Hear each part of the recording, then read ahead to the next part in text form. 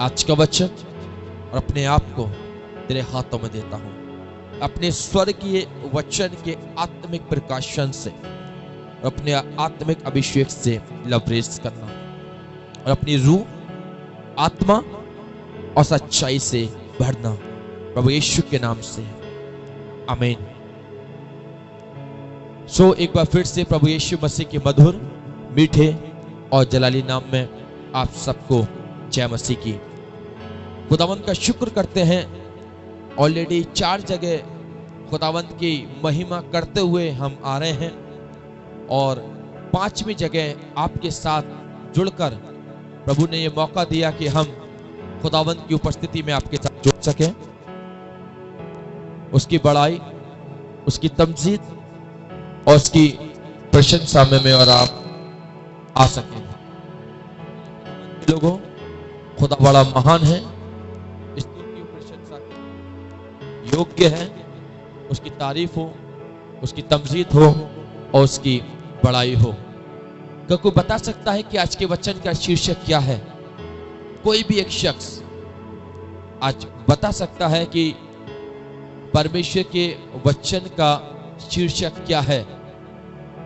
आज का वचन का थीम जो आप सबके पास पहुंचा है, वो वचन का थीम यदि आपको पता है, आपने पढ़ा है, तो आप बता सकते हैं कि परमेश्वर के वचन का थीम, उसकी वचन का शीर्षक आज क्या है।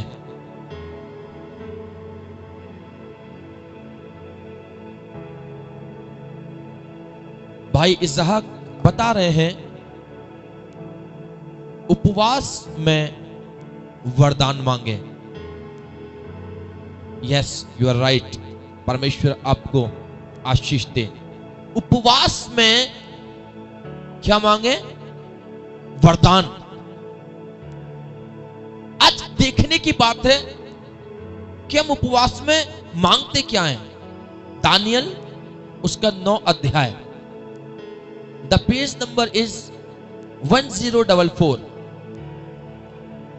पेज नंबर इज 1044, पुराने नियम की पुस्तक, दानियल नबी की पुस्तक और उसका 9 अध्याय हम सब लोग परमेश्वर के वचन में से निकाल लेंगे। Thank you Jesus. सबसे बड़ी चीज होती है, बहुत से लोग कहते हैं उपवास रखने का कारण सबका अलग अलग होता है। सबसे एक कॉमन कारण यह होता है, यदि मैं कोई संसारिक ब्लेसिंग मांग रहा हूं, मैं मांग रहा हूं कि प्रभु मेरे बच्चे का एडमिशन एमबीबीएस में हो जाए, कि मैं मांग रहा हूं प्रभु मेरे पास गाड़ी नहीं है, मुझे गाड़ी मिल जाए, और मैं परमेश्वर से प्रार्थना कर रहा हूं प्रभु मुझे गाड़ी दे, प्रभु मेरे बच्चे का एडमिशन एमबीबीएस में करा। और यदि परमेश्वर प्रार्थना नहीं सुन रहा, तो सबसे अच्छा रास्ता यह है, प्रभु तूने ऐसे प्रार्थना नहीं सुनी, अब मैं उपवास के साथ तुझसे मांगूंगा, अब मैं उपवास के साथ तुझसे प्रार्थना करूंगा। उपवास किसके लिए रखा? प्रार्थना करने। प्रभु उपवास मैंने तेरे लिए रखा, प्रभु आज मैं उपवासी हूं। उपवास का मतलब जानते हैं? उपवास का मतलब अपना संबंध परमेश्वर से जोड़ना। उपवास सांसारिक वस्तु मांगने के लिए नहीं है। उपवास सांसारिकता को जीतने के लिए नहीं है। उपवास सांसारिक अभिलाषाओं को पूरा करने के लिए नहीं है। उपवास का मतलब यह नहीं कि हम अपनी सांसारिक अभिलाषाओं को पूरा करें, कि प्रभु मैंने तुझसे प्रार्थना करी, तूने मुझे गाड़ी की आशीष नहीं दी, मैं तुझसे इतने दिन से कार मांग रहा था, तूने मुझे कार नहीं दी, इसलिए अब मैं प्रार्थना तो करूंगा लेकिन उपवास के साथ करूंगा। किसके लिए? गाड़ी के लिए। प्रार्थना करूंगा, उपवास के साथ करूंगा। किसके लिए? बच्चे का एडमिशन एमबीबीएस में हो जाए, उसके लिए। मेरे प्रियो और प्रभु के दास और दासियों, प्रभु के बेटे और बेटियों, इस बात को सुनो कि तुम्हारे उपवास का फल यह होता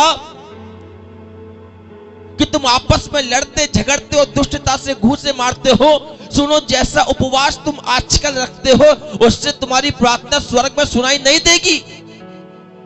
उपवास का मतलब ये नहीं है कि मैं और आप खुदा को ब्लैकमेल करें। प्रभु तूने ऐसे नहीं सुना तो उपवास के साथ सुन, लेकिन सुन किसके लिए? मेरी गाड़ी के लिए। सुन किसके लिए? मेरे मकान के लिए। सुन किसके लिए? मेरे बच्चे के लिए। उपवास संसारिक चीजों को पूरा करने के लिए नहीं है। उपवास संसारिक अभिलाषाओं को पूरा करने के लिए नहीं है। उपवास संसारिकता को जीतने के लिए नहीं है। यीशु ने उपवास रखा इसलिए, वो जंगल में गया इसलिए कि वो अपने पिता से अपने संबंध को और मजबूत बना सके। हम सब कहते हैं यीशु 40 दिन और 40 रात रहा। हां रहा, वो जंगल में रहा, लेकिन वहां पढ़ो तो सही, उसने जंगल में रह के क्या किया? वहां पढ़ो, समझो, वो जंगल में क्यों रहा, समझो उस बात को। यदि यीशु ने 40 दिन और 40 रात निराहार रहा तो उसने संसार को जीतने के लिए नहीं रहा, उसने अपने पिता से अपने संबंध को बनाया, अपनी आत्मा को जोड़ा। और अपनी आत्मा को इसलिए जोड़ा कि मैं सामर्थी हो जाऊं। इससे पहले प्रभु मैं तेरी सेवा को शुरू करूं, इससे पहले मैं लोगों को तेरा वचन सुनाऊं, प्रभु मुझे सामर्थ दे, प्रभु मुझे सामर्थ दे। उपवास का मतलब सामर्थ। उपवास का मतलब अपना संबंध परमेश्वर से जोड़ना। उपवास का मतलब मांगना तो सही लेकिन संसारिकता नहीं, मांगना तो सही लेकिन संसार की अभिलाषाएं नहीं। आज एक सीधा थीम परमेश्वर के वचन का रखा हमने, जो प्रभु ने मेरे मन में डाला। उपवास में मांगो, लेकिन क्या? वरदान। वरदान। अब आप कहेंगे क्या वरदान मांगे? वरदान तो बहुत प्रकार के होते हैं। आज दिखाऊंगा मैं आपको एक प्रभु का बहुत बड़ा दास, प्रभु का एक बहुत बड़ा खादिम,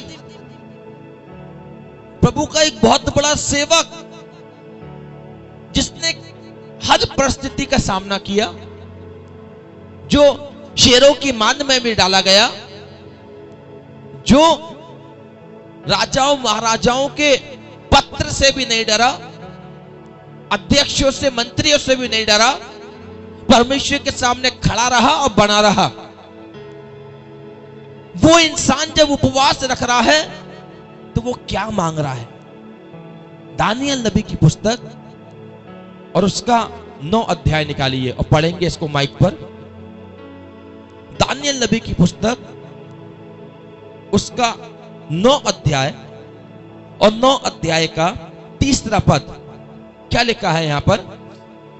तब मैं अपना मुख प्रभु परमेश्वर की ओर करके गिड़गिड़ाहट के साथ प्रार्थना करने लगा। तब मैं अपना मुंह प्रभु परमेश्वर की ओर करके, तब कब? जब मेरी आत्मा झंझोड़ी गई। कब? जब मैं तोड़ा गया दानियल, तब मैं अपना मुंह प्रभु परमेश्वर की ओर करके गिड़गिड़ाहट के साथ प्रार्थना करने लगा और उपवास कर टाट पहन राख में बैठकर राख पर बैठकर वरदान मांगने लगा। हालेलुया। क्या मांग रहा है? मांगने से पहले कंडीशन क्या है उसकी? कंडीशन यह है कि वो उपवास में है। और जब दानियल उपवास में है तो उपवास रखने के बाद उसका मुंह किसकी तरफ है? परमेश्वर की तरफ। उपवास करने के बाद वो अपना मुंह परमेश्वर की ओर करे हुए है, न कि संसार की तरफ। हम जब उपवास करते हैं हमारा मुंह किधर होता है? संसार की तरफ। गाड़ी नहीं है, गाड़ी दे दे, रखा क्या है? उपवास। बंगला नहीं है, बंगला दे दे, रखा क्या है? उपवास। बच्चे का एडमिशन करा दे, रखा क्या है? उपवास। आप उपवास तो रख रहे हैं लेकिन आपका मुंह किसकी तरफ है? संसार की तरफ। घर, गाड़ी, घोड़ा, मकान, बंगला, ये कोई आत्मिक चीज नहीं है, ये संसारिक चीजें हैं। और खुदा का पाक कलाम कहता है कि संसार और संसार की वस्तुएं नाशवान हैं। संसार और संसार की चीज संसार तक सीमित है। दानियल उपवास करके अपना मुंह परमेश्वर की ओर कर रहा है। रखा उपवास है। किसके लिए रखा? जिसके लिए रखा उसी की तरफ वो अपना मुंह कर रहा है। तब मैं अपना मुंह परमेश्वर की ओर करके उपवास में गिड़गिड़ाहट के साथ, हम जब उपवास में होते हैं ना, बहुत ही कम है जो उपवास में रहकर गिड़गिड़ाते हैं। हालेलुया। बहुत ही कम है जो उपवास में अपने आंसुओं को बहाते हैं। हम जब उपवास रखते हैं ना, हमारा उपवास कैसा होता है? हम सुबह उठे, नहाए धोए, प्रार्थना करिए, प्रभु से कहा प्रभु आज हम तेरे लिए उपवासी हैं। प्रभु देख मैंने तेरे लिए उपवास रखा है।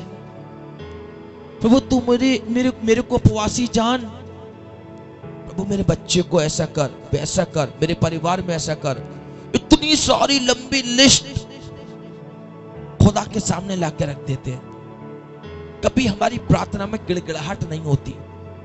कभी हमारी प्रार्थना में वो आंसू, वो संबंध जिसे परमेश्वर देखना चाहता है, कभी हमारी प्रार्थना में नहीं मिलता। हमने उपवास रखा, प्रार्थना करी, संसारिक वस्तुएं मांगी और उसके बाद हम अपने ऑफिस, अपने घर, उसके बाद में फिर शाम को आए, मुंह हाथ धोया, सारा का सारा खाने का सिस्टम मेज पे लगा हुआ है।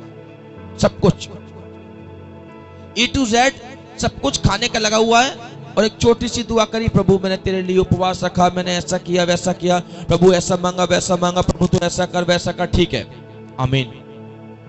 और तुरंत जो हमारी मेज बिल्कुल तैयार है, तुरंत उस पर झपट्टा। सच्चाई बता रहा हूं मैं आपको, this is not a true fasting. आप अपने आप को और खुदा को धोखा दे रहे हैं। ये उपवास नहीं है। तभी वो कहता है, सुनो, जैसा उपवास तुम आजकल रखते हो उससे तुम्हारी प्रार्थना सुनाई नहीं देगी। दानियल ने उपवास रखा, तो दानियल उपवास में क्या कर रहा है? सबसे पहले वो अपने आप को संसार से दूर कर रहा है ना। सबसे पहले वो अपने आप को संसार से दूर करके अपना मुंह किसकी तरफ फेर रहा है? परमेश्वर की तरफ। संसार से अपने आप को हटा रहा है। उसने अपना मुंह, अपनी अभिलाषाएं संसार की तरफ से हटाई और हटाने के बाद में किसकी तरफ उसने अपने मुंह को किया? परमेश्वर की ओर। और परमेश्वर की ओर मुंह करके फिर वो दूसरा काम क्या कर रहा है? वो गिड़गिड़ा रहा है। गिड़गिड़ा किसके लिए? किसके लिए रहा है? वरदान के लिए। हम गिड़गिड़ाते किसके लिए हैं? संसार के लिए। घर, गाड़ी, घोड़ा, कपड़ा, मकान, इसके लिए। लेकिन पता है वो किसके लिए गिड़गिड़ा रहा है? वो पापों के प्रायश्चित के लिए गिड़गिड़ा रहा है। वो अपने लोगों के गुनाह की क्षमा प्राप्ति के लिए गिड़गिड़ा रहा है। आगे लिखा भी है 5वें पद के अंदर कि हम लोगों ने तो पाप, कुटिलता, दुष्टता और बलवा किया और तेरी आज्ञाओं और नियमों को तोड़ दिया। इसीलिए गिड़गिड़ा रहा है। उपवास में रहकर, प्रभु हमने तेरे सामने बलवा किया है, हमने तेरी आज्ञाओं को तोड़ा है, हमने पाप किया, गुनाह किया, झूठ बोला, फरेब किया, धोखा दिया। अब हम इस योग्य नहीं हैं कि तेरे सामने खड़े भी हो सके। इसलिए संसार से अपने आप को हटाकर उपवास करके प्रभु के सामने गिड़गिड़ाहट के साथ प्रार्थना कर रहा है और प्रार्थना करके प्रभु से वरदान मांग रहा है। ये वरदान मांग रहा है, प्रभु हमारे अपराध क्षमा किए जाएं। Praise the Lord. दीन हो गया। उपवास में सबसे बड़ी चीज जो परमेश्वर देखता है वो है मनुष्य दीनता। दीन, जिसके लिए मैंने लास्ट बार भी परमेश्वर के वचन को बोला था, दीनता। दानियल दीन हो गया और दीन होने के बाद वो अपना जीवन, अपने परिवार का जीवन, अपने नाते रिश्तेदारों का जीवन, अपने भाई बंधुओं का जीवन देख रहा है और कह रहा है हम लोगों ने तो पाप, कुटिलता और दुष्टता, बलवा किया है और तेरी आज्ञाओं और नियमों को तोड़ा है। यानी कि वो अपने गुनाहों को जानता है। कलीसिया अपने गुनाह को जानती है। क्या जानती है? कि मैंने कहां कहां प्रभु की दृष्टि में पाप किया है। दाऊद कहता है कि मेरा पाप निरंतर मेरी दृष्टि में बना रहता है। दाऊद कहता है प्रभु मैंने केवल तेरे विरुद्ध पाप किया और जो तेरी दृष्टि में बुरा है मैंने वही किया है, ताकि तू बोलने में धर्मी और न्याय करने में निष्कलंक ठहरे। हाँ, वो बोलने में धर्मी और न्याय करने में निष्कलंक ठहरे। इसीलिए तो वो गिड़गिड़ा रहा है और कह रहा है प्रभु तू हमें ये वरदान दे कि हमारे पाप क्षमा किए जाएं। प्रभु गाड़ी, घोड़ा, मकान, बंगले का वरदान मत दे। वरदान इस बात का दे कि जो हमने तेरे सामने कुटिलता के काम किए, दुष्टता के काम किए और तुझसे बलवा किया और तेरी आज्ञाओं को और नियमों को तोड़ा, प्रभु हमें ऐसा वरदान दे कि हमारे ये गुनाह, ये पाप, ये अपराध क्षमा किए जाएं। हालेलुया। आज मैं और आप जब उपवास करते हैं, कभी मैं और आप अपने पापों का प्रायश्चित नहीं करते। कभी मैं और आप गिड़गिड़ाहट के साथ प्रभु की ओर अपने मुंह को नहीं करते। जब हम उपवास भी करते हैं तब भी हमारा मुंह, हमारी आंखें इसकी तरफ लगी रहती हैं, संसार और संसार की अभिलाषाओं की तरफ। लेकिन परमेश्वर का वचन मुझे और आपको सिखाता और समझाता है। उसका वचन मुझे और आपको इस बात की हिदायत देता है कि उसको छोड़ और कोई नहीं है जो मेरे और आपके गुनाहों को क्षमा कर सके। उसका वचन कहता है यदि तुम अपने अपराधों को मान लोगे तो प्रभु उन्हें क्षमा करने में विश्वास योग्य और धर्मी है। बोले हालेलुया। बात समझ में आ रही है ना? जब तू उपवास करे तो प्रभु से वरदान मांग। वरदान इस बात का नहीं कि मैं सांसारिक वस्तुओं को प्राप्त करूं। वरदान इस बात का कि प्रभु मैंने तेरी दृष्टि में पाप किया, गुनाह किया, अपराध किया। प्रभु मुझे ऐसा वरदान दे, ऐसी सामर्थ दे कि प्रभु मेरे गुनाह, मेरे अपराध क्षमा किए जाएं। प्रभु मैं तेरे लहू से पवित्र किया जाऊं। मेरे लोग मेरी कलीसिया, मेरे माँ बाप, मेरे नाते रिश्तेदार सब तेरे नाम से पाक, पवित्र और शुद्ध किए जाएं। हालेलुया।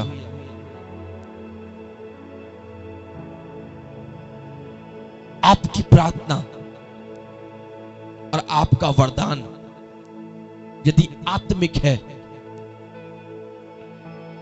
निश्चित है परमेश्वर आपकी सुनेगा। हालेलुया। निश्चित है प्रभु की दृष्टि आपके जीवन पर होगी। और लिखा है इस प्रकार से कि जब डैनियल उपवास में होकर वरदान मांग रहा है, और वरदान किस बात का? पापों की प्रायश्चित का। तो लिखा है इसके 20वीं आयत में, इस प्रकार मैं प्रार्थना करता और अपने इजरायली जाति भाइयों के पापों का अंगीकार करता हुआ अपने परमेश्वर यहोवा के सम्मुख उसके पवित्र पर्वत के लिए गिड़गिड़ाकर विनती ही कर ही रहा था। यानी कि जब मैं ये प्रार्थना कर रहा था, मैं वरदान मांग रहा था, मैं प्रभु की ओर मुंह करके जब मैं गिड़गिड़ा रहा था, तब लिखा है कि तब वह पुरुष जिब्राइल, जिसे मैंने उस समय देखा जब मुझे पहले दर्शन हुआ था, उसने वेग से उड़ने की आज्ञा पाकर सांझ के अन्नबलि के समय मुझको छू लिया और मुझे समझाकर मेरे साथ बातें करने लगा। और जिब्राइल, और उसने मुझसे कहा, हे डैनियल, 22वां पद, हे डैनियल, मैं तुझे बुद्धि प्रवृत्ता देने को अभी निकल आया। 23वां पद, वेरी इंपॉर्टेंट, जब तू गिड़गिड़ाकर विनती करने लगा तब ही इसकी आज्ञा निकली, इसलिए मैं तुझे बताने आया हूं। क्या? जब तू गिड़गिड़ाकर प्रार्थना कर रहा था, जब तू गिड़गिड़ाकर परमेश्वर के आगे दोहाई दे रहा था, जब तू प्रभु के सामने गिड़गिड़ा के वरदान मांग रहा था, जब तू गिड़गिड़ाकर विनती करने लगा तब ही इसकी आज्ञा निकली। यानी कि प्रभु उसके गिड़गिड़ाने को, प्रभु उसके उपवास को देख रहा है। ओह, प्रभु देख रहा है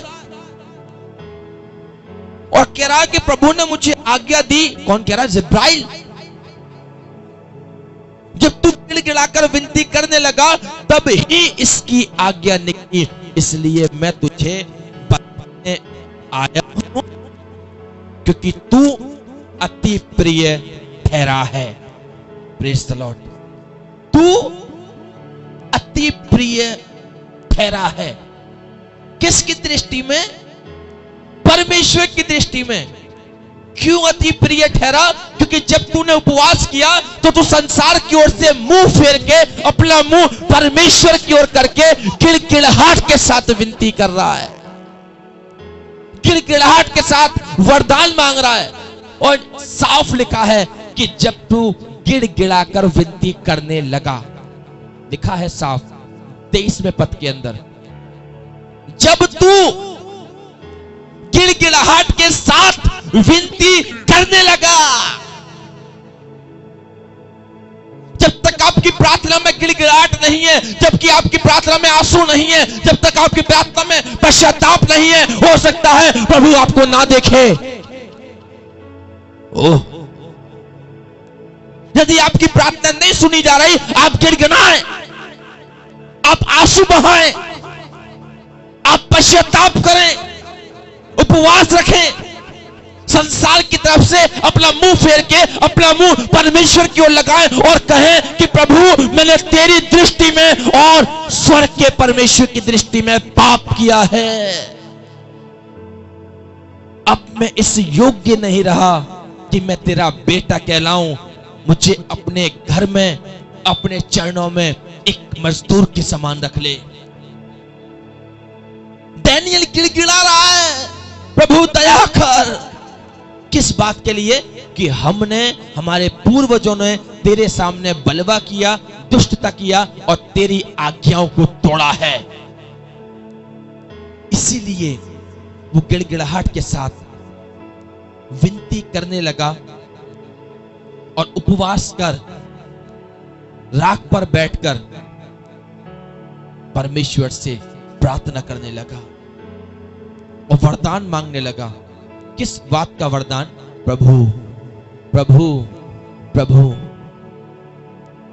मेरे जाति भाइयों के अपराधों को क्षमा कर, मेरे अपराधों को क्षमा कर, मेरी कलीसिया, मेरे इजरायली कौम के अपराधों को क्षमा कर। मैं जानता हूं कि तू क्षमा करने वाला परमेश्वर है। और लिखा है जब तू गिड़गिड़ाहट के साथ विनती करने लगा तभी इसकी आज्ञा निकली। इसलिए मैं तुझे बताने आया हूं तो कि तू अति प्रिय ठहरा है। तू अति प्रिय ठहरा है। किसकी दृष्टि में? परमेश्वर की दृष्टि में। अति प्रिय ठहरने का कारण क्या है? क्योंकि तू जब उपवास कर रहा है तो उस उपवास में क्या मांग रहा है? वरदान। किस चीज का वरदान? पाप क्षमा प्राप्ति का वरदान। सो मेरे प्रियो, आज प्रभु आपसे यही बात करना चाहता है। जब तू उपवास रखे तो उपवास में वरदान मांग। किस चीज का वरदान? प्रभु मेरे अपराधों को क्षमा कर, मेरे के अपराधों को क्षमा कर, मेरे परिवार के अपराधों को क्षमा कर, मेरे माँ बाप के अपराधों को क्षमा कर, मेरे बच्चों के